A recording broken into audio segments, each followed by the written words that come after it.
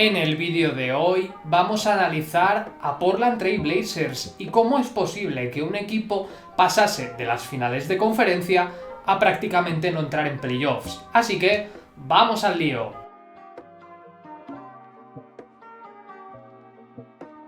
Por si no me conocéis todavía, soy David Casas, tenéis mis redes sociales en pantalla y no voy a alargarme mucho más, la verdad, porque lo de Portland tiene muchísima tela.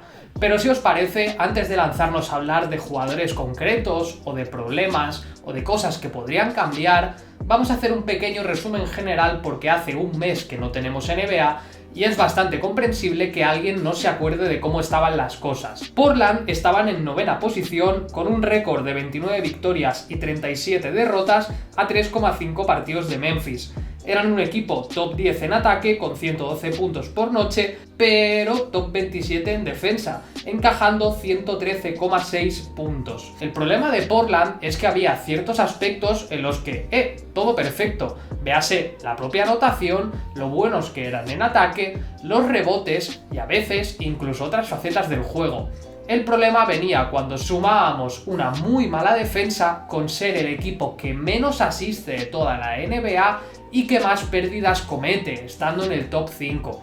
¿Qué tenemos? Pues prácticamente que el juego en Portland no fluía, y con lo que vamos a ver en el vídeo lo entenderemos mejor.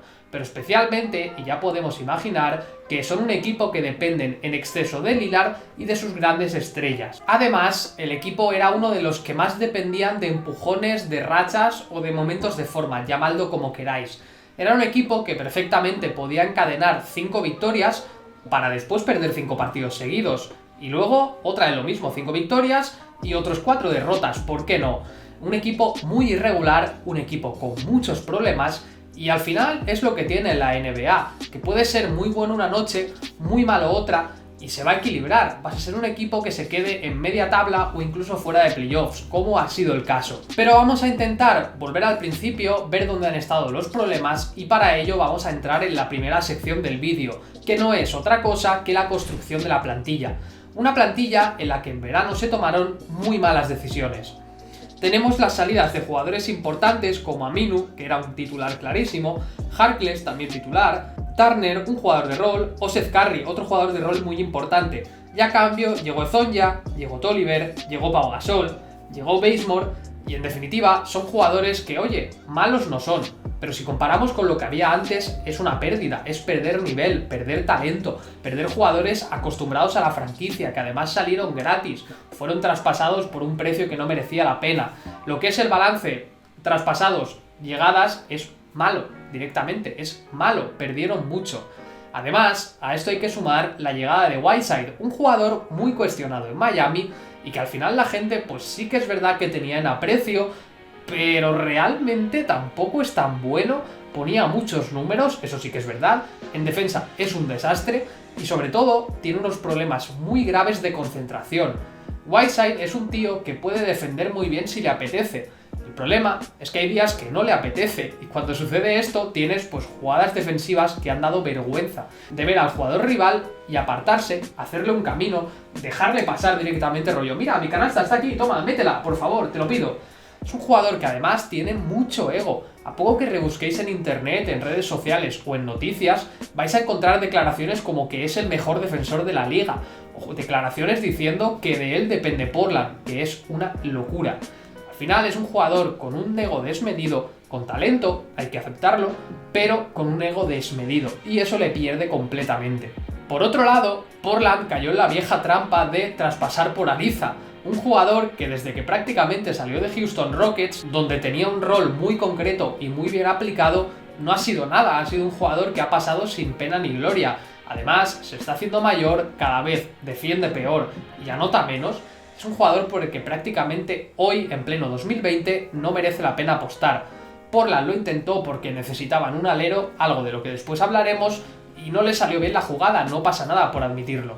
En definitiva, lo que es el balance son muchas cosas mal hechas, algún acierto del que ahora hablaremos, pero el balance es negativo. duela o no, y esto empieza en verano, en la construcción de la plantilla, y a partir de aquí tenemos todos los problemas. El segundo más grave, evidentemente, han sido las lesiones, porque Portland encima ya venía de una temporada muy dura, con Nurkic fuera de combate para toda la temporada prácticamente, sin fecha de regreso, siendo el jugador que prácticamente estaba entre una segunda y tercera espada de importancia, un jugador que había sido clave para los esquemas defensivos, pero también en ataque. Si a esto le sumamos la lesión de Zach Collins, un jugador que fue su suplente, que cumplió su rol y además lo cumplió bastante bien, un pivote interior moderno, movible, capaz de defender incluso al 4 y al 5, con diferentes recursos en ataque. Si sumamos estas dos lesiones muy graves a otras como la de Pau Gasol, que prácticamente llegó y no debutó, y otros jugadores como pequeñas lesioncitas de McCollum o de Lillard, tenemos que, sumado a lo mal que estaba el equipo de por sí, las lesiones no han hecho más que empeorar la situación. Y esto se vio rematado del todo cuando justo antes del All-Star, Lillard tuvo una lesión, si no me falla la memoria, que no lo he buscado, en la pantorrilla, y esto fue prácticamente la diferencia entre llegar a playoffs y perder 4 o 5 partidos seguidos y prácticamente olvidarse. Pero bueno, las lesiones también forman parte de la NBA. Es duro, pero pueden sepultar un proyecto, tal y como estamos viendo. En tercer lugar, me gustaría hablar de Carmelo Anthony. Y esto va a ser interesante, porque hay fans acérrimos que lo defienden a ultranza, y tienen parte de razón, y hay gente que lo llamaba jugador acabado, que no iba a aportar mucho, que al final tenía muchos problemas, y también es verdad, también tenían razón. Carmelo nunca fue la solución de Portland. Es cierto que buscaban un alero barra ala pivot que pudiese jugar, tirar de 3, media distancia, aportar puntos, y Carmelo lo tenía todo, ¿verdad? Pero también es verdad que llegaba falto de ritmo tras un año en blanco, con muchas dudas, totalmente perdido en defensa, y eso que se ha esforzado en mejorar en esta faceta. Pero claro, pasa al final que Carmelo tiene una edad, nunca ha sido un gran defensor, no lo va a ser ahora, y por otro lado, que dentro de lo que puede aportar, es un jugador irregular y es un jugador que sí ha tenido una muy buena temporada, pero ya no es ni la sombra de lo que fue. Estamos hablando de 15,3 puntos, 6,3 rebotes y un 37% en tiros de 3. Pero al final, lo de Carmelo fue simplemente poner un parche, una pequeña tirita, un pequeño intento de simplemente intentarlo, corregir estos problemas de verano, porque Carmelo en 2020 tampoco es la solución a nada. Y es cierto que ha aportado bastante, no hay que zurrarle a él, ni es el culpable de todo, pero tampoco fue el salvador que se pretendió vender. Y esto es una verdadera lástima, pero es parte de la gestión de Portland, bastante nefasta este año. Y en cuarto lugar, tenemos que hablar de Lillard y de McCollum. Y del primero voy a hacer algo un poco polémico, pero creo que si por un lado hace tiempo se le infravaloraba bastante, y esto es un hecho, era un jugador al que la gente no tenía mucho aprecio porque estaba en Portland y Portland tampoco había hecho nada, en 2020 hemos llegado a un punto en el que quizá, y lo digo como cosa, quizá se le está sobrevalorando, porque sí, es un gran jugador, está entre los mejores bases de la liga, se le ha reconocido este papel y eso es muy importante, pero tampoco es mucho más que eso, que ya es muchísimo. Y hay mucha gente que lo encumbra a niveles altísimos y desproporcionados, y tampoco es el caso. Sí que es verdad que este año otra vez ha tirado del carro de Portland, de no ser por aquella lesión estaba rindiendo a prácticamente nivel MVP, que quiero decir, antes del All-Star estaba con 15 partidos por encima de 35 puntos y 9 asistencias, lanzando 12 triples por noche, pero claro, esto pasa cuando tienes que ser el protagonista absoluto y el equipo te pide y tú, y tienes que hacerlo tú prácticamente todo, cosa que también es natural. Y no lo pueden hacer todos, pero sí que es cierto que Lillard sí. Y por otro lado quería hablar de McCollum, un jugador que dentro de sus posibilidades empezó el año fatal, y con fatal es simplemente fatal, tirando 20 tiros y metiendo 20 puntos, un balance tristísimo. Y por otro lado, que dentro de lo que ha sido su temporada, ha bajado mucho en defensa, y esto también le ha pasado a Lillard, también su aportación ha sido bastante irregular.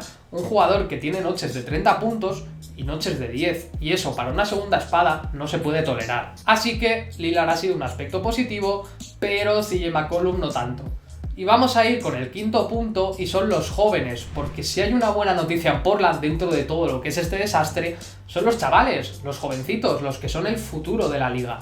Al final, Portland ha drafteado muy bien, ha conseguido a jugadores muy interesantes y a otros a los que puede desarrollar. Por un lado tenemos a Anthony Simons, un jugador que no tenía muchos minutos y se ha encontrado siendo el suplente de Lillard, anotando 11 puntitos por partido, más de un 35% en triples. Es cierto que está limitado como anotador, pero también tiene margen de mejora. Es un chaval que no pasó por NCAA, que fue directamente a una academia privada, se la jugó mucho y cayó en un buen equipo que va a apostar por él y poco a poco lo veremos creciendo. Por otro lado, Gary Trent Jr., un jugador que puede ser un 3&D muy interesante para Portland, y sinceramente en esta liga te hacen falta jugadores que tiren de 3 y que defiendan. Así que hay que apostar por él, hay que ir de cabeza a por su crecimiento y Portland no debe perderle la vista ni dejar de darle minutos. Y en tercer lugar, me gusta mucho otro jugador de este draft, que es Nasir Little, que poco a poco ha ido rascando minutitos y que el año que viene debería tener más protagonismo, porque tiene talento para desarrollarse y crecer. Y al final, le guste a Portland o no, y como le pasa a otros equipos, tienen que crecer desde sus rookies y desde chavales que sí, están verdes, tienen que crecer. Falta que mejoren en ataque, en defensa, pero a base de minutos lo van a conseguir. Y finalmente, llegamos al final del vídeo y os quiero preguntar a vosotros directamente, y es, ¿qué hacemos con Portland? Porque la situación no podría ser más complicada. Y a mí se me ocurren dos caminos. El primero, muy sencillo, mantenemos el bloque, Lillard, Nurkic, los chavales y CJ McCollum están prácticamente firmados con contratos para varios años y ahí no hay problema. Se traspasa el resto, se intenta mejorar la situación y oye, si sale bien, pues el equipo vuelve a funcionar, si sale mal, nos hundimos. Segundo camino, a tomar por saco McCollum o a tomar por saco Nurkic. Lillard es nuestro padre, nuestro señor y le rezamos y a ver qué pasa. Construimos sobre él y sobre los jóvenes y también con quien llegue, porque tanto Nurkic como McCollum se pueden traspasar por algo importante y oye, igual hasta mejoramos la situación o no. Están en un momento muy peliagudo, además económicamente, dejando de lado lo que va a hacer el coronavirus con la NBA, está la cosa bastante chunga porque están muy limitados económicamente, tienen pendiente tanto la renovación de Zach Collins, muy importante, como lo que pueda pasar con Whiteside, que a lo mejor se va y no habrán sacado nada por él, y al final están en un momento muy peliagudo, así que van a tener que decidir muy bien cómo se mueven. Y ahora me interesa conocer vuestra opinión. Para mí, creo que sí que se la tienen que jugar, pegar un bandazo y McCollum o Nurkic fuera y a ver qué llega. Es complicado, tiene mucho riesgo, pero el proyecto está muy estancado. Y ante eso hay que moverse, es que no hay otra opción. Y ahora sí, hemos llegado al final del vídeo. Espero que os haya gustado, espero que estos análisis se os hagan amenos y se os hagan entretenidos. Dejad un like si es el caso, comentad vuestra opinión. Ya sabéis que cada vez somos más, cosa que me alegra bastante y me motiva a seguir creando contenido. Y bueno, poquito a poco la comunidad NBA se expande, crece y seguro que podemos sacar muchas cositas, incluso con esto, con esta situación de no tener NBA. Os dejo por aquí, os voy a dejar las redes sociales en pantalla. Me imagino que el botoncito de suscribirse al canal y ver otro vídeo estará por aquí, donde estoy moviendo las manos, así que a lo mejor no lo veis mucho. Y nada, ha sido un placer una vez más, proponedme temas también si queréis y nos vemos en próximos vídeos. ¡Hasta la próxima!